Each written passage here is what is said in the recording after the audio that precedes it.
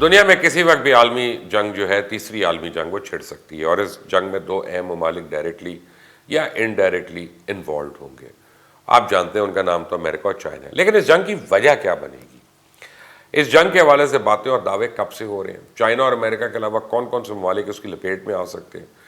کچھ ان سوالوں کے جواب میں آپ کو اس ویڈیو میں آج دوں گا، لیکن اس سے پہلے آپ نے اگر ابھی تک اس چینل کو سبسکرائب نہیں کیا تو پلیز کر لیں، بیل آئیکن کو پریس کرنا مت بھولیے گا تاکہ تمام آنے والی ویڈیوز کے نوٹیفیکیشنز آپ کو ملتے رہیں گے۔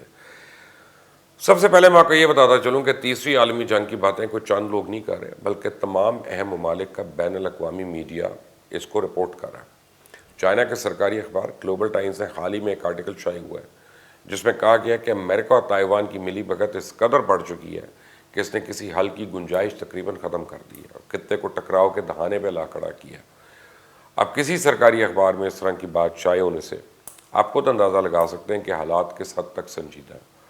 اس کے علاوہ امریکن اور اس کے اتحادی ممالک کی میڈیا بھی یہ معاملہ زیر بحث ہے، جس کی وجہ ان ممالک کے حکمرانوں کے رویے اور ان کی طرف سے دیے جانے والے بیانات ہیں۔ سابق امریکن وزیر خارجہ ہنری کسنجر نے نومبر 2017 میں ایک امریکن پیپر کو انٹرویو دیتے ہوئے پوری دنیا کو تشویش میں مبتلا کر دیا تھا، جس میں کہا گیا تھا کہ تھرڈ ورلڈ وار کا راستہ بن رہا ہے اور ایران سے اس نقطۂ جنگ کا آغاز ہوگا، اور اس جنگ میں اسرائیل بھی شامل ہوگا۔ اور امریکہ کی جانب سے ماضی میں ہم نے دیکھا کہ عراق میں موجود ایران کی ایک پاورفل شخصیت جسے ایرانی بہت مانتے ہیں، قاسم سلیمانی، ان کو ایک ڈرون حملے میں شہید کر دیا گیا جو کہ امریکن پریزیڈنٹ کا ڈائریکٹ آرڈر تھا۔ اس ڈرون نے خود مختار ریاست اور اس کی طاقت کو للکارا تھا، جس پہ ایران نے بھی امریکہ سے بدلہ لینے کا اعلان کیا۔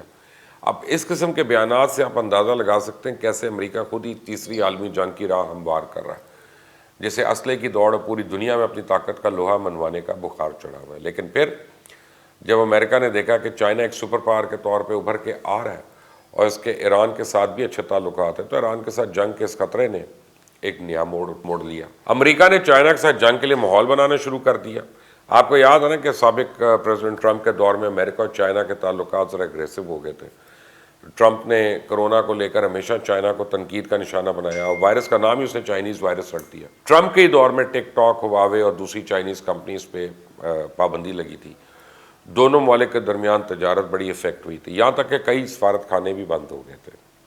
پھر بائیڈن کے آنے کے بعد بھی حالات میں کوئی بہتری نہیں آئی، بلکہ اسی سال اپریل میں افغانستان سے فوجی انخلا کے اعلان کے بعد امریکن وزیر خارجہ اینٹنی بلنکن نے کہا کہ جنگ زدہ ملک سے فوج نکالنے کا مقصد اب توجہ چین پہ رکھنا ہے تاکہ چائنا پہ اپنے وسائل کو خرچ کیا جا سکے، کیونکہ تیزی سے طاقتور بنتا چائنا ورلڈ آرڈر کو چیلنج کر رہا ہے۔ اس وقت چائنیز وزیر خارجہ کا یہ بیان آیا کہ چائنا کسی بھی ملک کو دیگر ممالک سے بالا تصور نہیں کرتا، نہ ہی اس بات کو تسلیم کرتا ہے کہ عالمی امور میں صرف ایک ہی ملک احکامات صادر کرنے کا اہل ہے۔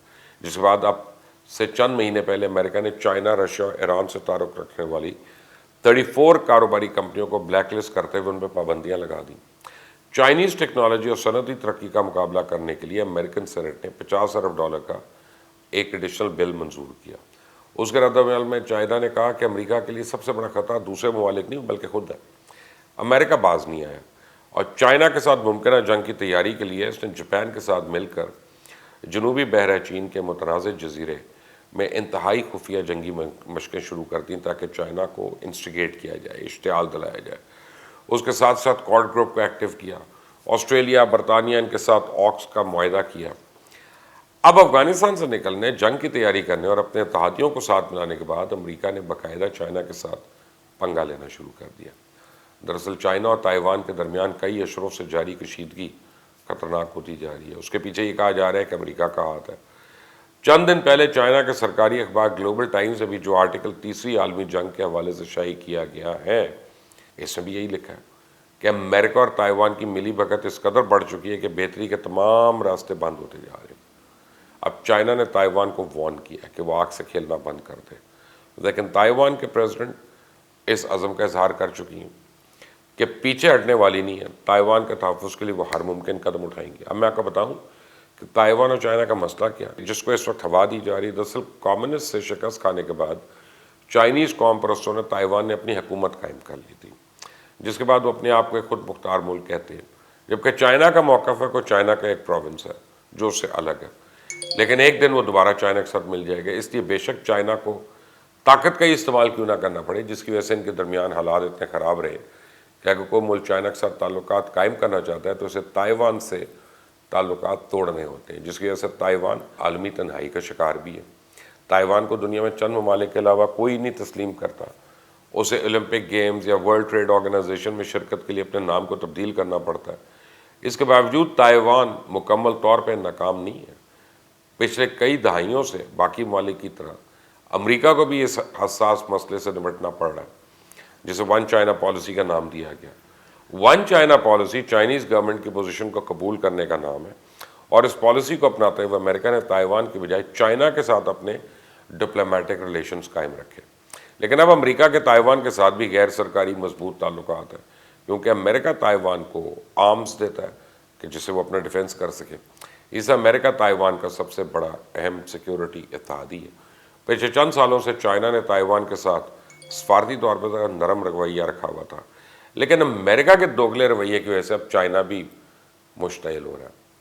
آکوز دفاعی معاہدہ اور بحیرہ جنوبی چین میں طاقت کے مظاہرے بیجنگ کو مسلسل اشتعال دلا رہے ہیں۔ اس کے علاوہ آبنائے تائیوان میں برطانوی اور امریکن نیوی آج کل مسلسل گشت کر رہی ہیں، ساتھ ہی برطانیہ، امریکہ، جاپان سمیت 6 ممالک کے طیارہ بردار نیول کیریئرز جو ہیں انہوں نے بحیرہ فلپین سے بھی گزشتہ ہفتے جنگی مشقیں کی۔ اس کے جواب میں چائنا نے تائیوان کے دفاعی زون پہ جنگی طیاروں کی پروازوں میں اضافہ کر دیا، اور ویسے بھی چائنیز صدر جو ہیں اب وہ تائیوان پہ قبضے کرنے کو ناگزیر قرار دے چکے ہیں۔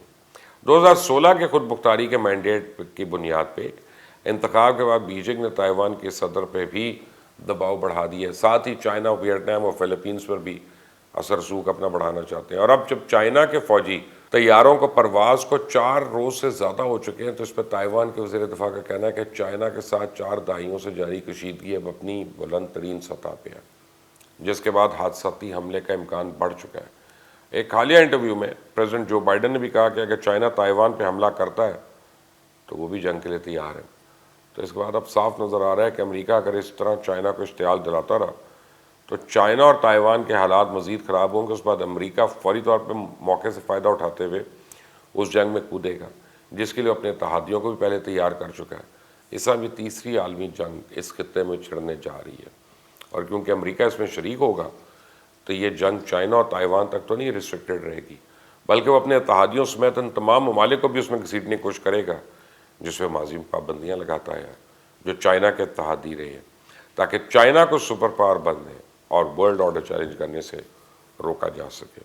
جیسے اس پہ اور کوئی ڈیولپمنٹ ہوتی ہے میں آپ تک لے کے آؤں گا، لیکن تب تک کے لیے اللہ حافظ۔